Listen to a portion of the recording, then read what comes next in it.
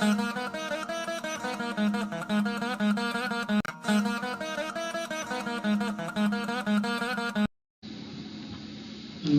நான் கோவை எஸ்கேபி சிட்டார் life skill அகாடமியிலிருந்து பேசுகிறேன். நம்முடைய சிவில் இன்ஜினியரிங் தமிழ் டிவி வண்டி பேதா சேனலில் நாம் தமிழும் பொறியியலும் என்ற தலைப்பில் பக்தி இலக்கிய பதிவுகளையும் நான் செய்து வருகிறேன். அந்த வகையில் நாம் அபிராந்தி அம்மந்தாதி பதிவுகளையும் நாம் இதுவரை தந்திருக்கிறோம். மேலும் ஒரு அபிராமி அந்தாதி பதிவில் உங்கள் எல்லோரையும் சந்திப்பதில் மகிழ்ச்சி. தொடர்ந்து நம்முடைய சேனலை சப்ஸ்கிரைப் செய்து ஆதரவு தந்து பார்த்து வாருங்கள். அபிராமி அந்தாதியினுடைய 17வது பாடலை இன்றைய பதிவில் நாம் பார்க்க இருக்கிறோம். இதுவரை 16 பாடல்களையும் விருச்சிக ராசிக்கு உள்ள சிறப்பு பாடல்கள் என்று அறியப்பட்ட பாடல் எண் 40, 59, 75 ஆகியவற்றையும் இதுவரை நாம் பார்த்திருக்கிறோம். இந்த குறிப்பிட்ட பதிவிலே நாம் என்னவெல்லாம் பார்க்க போகிறோம் என்றால், முதலில் செய்யுளுடைய வடிவத்தில் 17வது பாடலை பார்த்துவிட்டு அதனை எல்லோருக்கும் எளிதில் புரிந்து கொள்வதற்கு வசதியாக நான் தனித்தனி சொற்களாக பிரித்து எழுதிய வடிவத்தை பார்க்கலாம்.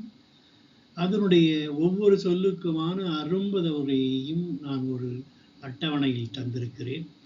அதன் பிறகு 70-80 ஆண்டுகளுக்கு முன்னால் எழுதப்பட்ட தமிழ் உரையை மிக எளிய தமிழிலே மொழிபெயர்த்து, தற்கால தமிழிலே மொழிபெயர்த்து ஒரு 6-7 வாக்கியங்களில் தந்திருக்கிறேன்.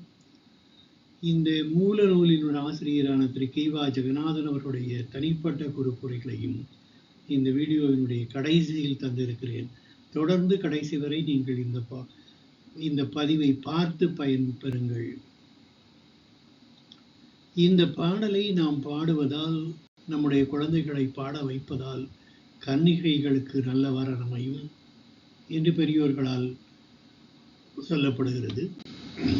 கடந்த பாடல் அதிசயமே என்று முடிந்தது. ஆகவே இந்த பாடல் அதிசயமான வடிவு என்ற தலைப்பில் அதிசயமான வடிவுடையாள் என்றே தொடங்குகிறது. இதுதான் மூலச் செய்யுள் வடிவம். அதிசயமான வடிவுடையாள் அரவிந்தமெல்லாம் துதிசெய்யவானன சுந்தரவல்லி துடையிரதி பதிசயமான தவசயமாக முன் பார்த்தவர்தம் மதிசயமாக வென்றோ வாமபாகத்தை வவியதே என்று அபிராமிப்பட்டர் தன்னுடைய அபிராமி அந்தாதி பாடலை சொல்கிறார். இப்போது நாம் ஏற்கனவே சொன்னது போல மாணவர்களும் குறிப்பாக இளைஞர்களும் இந்த பாடலை பாடி பயன்பெறும் பொருட்டாக இதனை நான் எளிய வடிவில் இப்படி தந்திருக்கிறேன். அபிராமி அந்தாதி பாடல்களை அவரவர்களுக்கு தெரிந்த ராகத்தில் நாம் பாடி மகிழ்வது சாலச் சிறந்தது. ஆகவே அந்த அடிப்படையில் இந்த பாடலை நாம் இப்போது பிரித்து படித்து பாடி மகிழலாம்.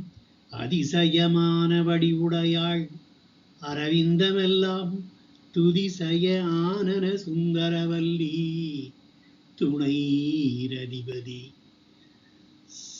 சமயானது அபசயமாக முன் பார்த்தவர்தம் மதிசயம் ஆகவன்றோ வாமபாகத்தை வவியதே என்று அபிராமிப்பட்டர் பாடி பரவசப்படுகிறார். இந்த பாடலினுடைய அரும்பத உரையை நாம் இப்போது பார்க்கலாம். அதிசயமான வடிவுடையாள் என்றால் ஆகா என்ன பேரழகு என்று எல்லோரும் வியந்து பார்க்கின்ற வண்ணம் அழகான ஒரு திரு உருவத்தை உடையவள் என்று பொருள். அரவிந்தமெல்லாம், அரவிந்தம் என்றால் தாமரை மலர்களெல்லாம் துதி செய்யவானன, தாம்தான் உலகத்திலேயே அழகிய மலர்கள் என்று நினைத்து கொண்டிருந்த அவையெல்லாம் அன்னை அபிராமியினுடைய அழகான திருமுகத்தை பார்த்து தோற்று போய் தம்மினும் உயர்ந்த பேருடையவளை என்று அன்னையை துதிக்கும் வெற்றி திருமுகத்தை உடைய அழகிய கொடி போல்வள். சுந்தரவல்லி என்றால், சுந்தரம் என்றாலே அழகு, வெற்றி திருமுகத்தை கொண்ட அழகிய கொடி போல்வள். வள்ளி என்றால் வள்ளிக்கொடி. துணை இரதிபதி, துணையாகிய ரதிக்கு மணவாளனாகிய மன்மதன். சயமான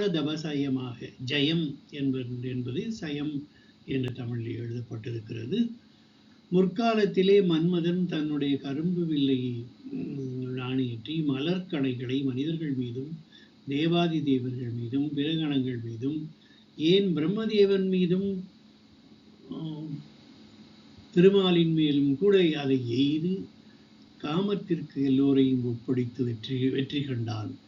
அப்படி வெற்றி கண்ட பிறகு சிவபிரானையும் நாம் வெற்றி கண்டு விடலாம் என்று எருமாந்திருந்தவனை பல இடங்களில் பெற்ற வெற்றி எல்லாம் தம்முன் இழந்து தோல்வி அடையும்படி முன் பார்த்தவர் முற்காலத்திலே நெற்றிக்கண்ணை திறந்து நோக்கிய சிவபெருமானது மதிசயமாக வென்றோ திருவுள்ளத்தை நீ வெற்றி கொண்டதால் அல்லவோ வாமபாகத்தை வபியதை அவரது இடப்பாகத்தை அன்னை நீ கவர்ந்து கொண்டது என்பது இந்த பாடலுடைய அரும்பத உரையாகும்.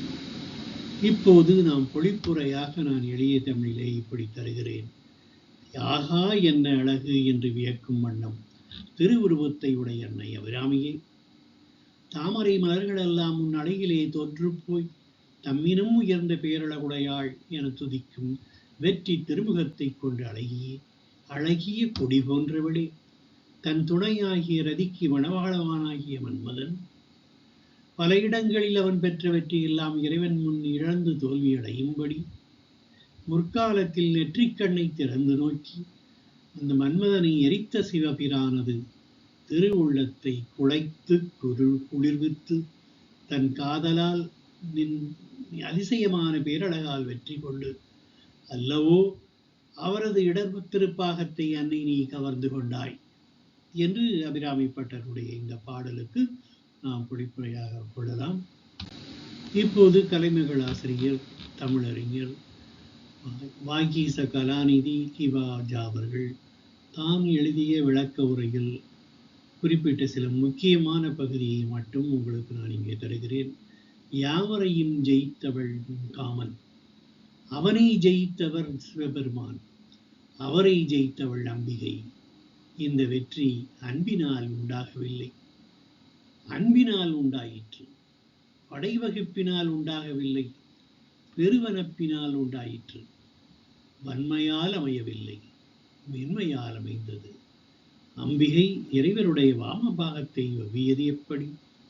அவருடைய புத்தியை முதலில் வெற்றி கொண்டாள். அதன் பிறகு அவள் திருமேனியில் இடப்பாகத்தில் குடியேறினாள். வெற்றி கொண்ட நாட்டில் குடியேறுவது மன்னர் வழக்கம். பலரை வெற்றி கொண்ட ஒரு பெரும் வீரனான மன்மதனை வெற்றி கொண்ட மன்னராக திகழ்ந்தவர் இறைவர். அந்த மன்னரை வெற்றி கொண்ட மகாராணியாக சக்கரவர்த்தினியாக விளங்குகிறாள் ராஜராஜேஸ்வரியாகிய அன்னை அபிராமி அம்பிகை என்று கிவாஜா போற்றி புகழ்கிறார். இது அன்னை அபிராமி சிவனோடு சேர்ந்த அர்த்தநாரீஸ்வரர் திருக்கோலம். ஆகவே இந்த பதிவை எனக்கு தயாரிப்பதற்கு இருந்த 2 புத்தகங்களுக்கும் அரிய நூல்களுக்கும் நன்றிகள், வணக்கங்கள். இந்த பாடலை நாம் பாடுவதால் நம்முடைய குழந்தைகளுக்கு கற்றுக் கொடுத்து பாடச் சொல்வதால் கன்னிகைகளுக்கு நல்ல வரணமையும் என்று பெரியோர்கள் கூறுகிறார்கள். ஆகவே நாம் எல்லோரும் பாடி பயன்பெறலாம். வணக்கங்கள், நன்றிகள். அடுத்த பாடல் பதிவில் நாம் காலனும் காலும் என்ற தலைப்பில் 18வது பாடலை மரண பயம் நீங்குவதற்காக இந்த பாடலை பாடலாம் என்று பரிந்துரைக்கப்பட்ட பாடலை பாடலாம். நன்றிகள், வணக்கங்கள். If you like this channel, subscribe, click bell button and comment.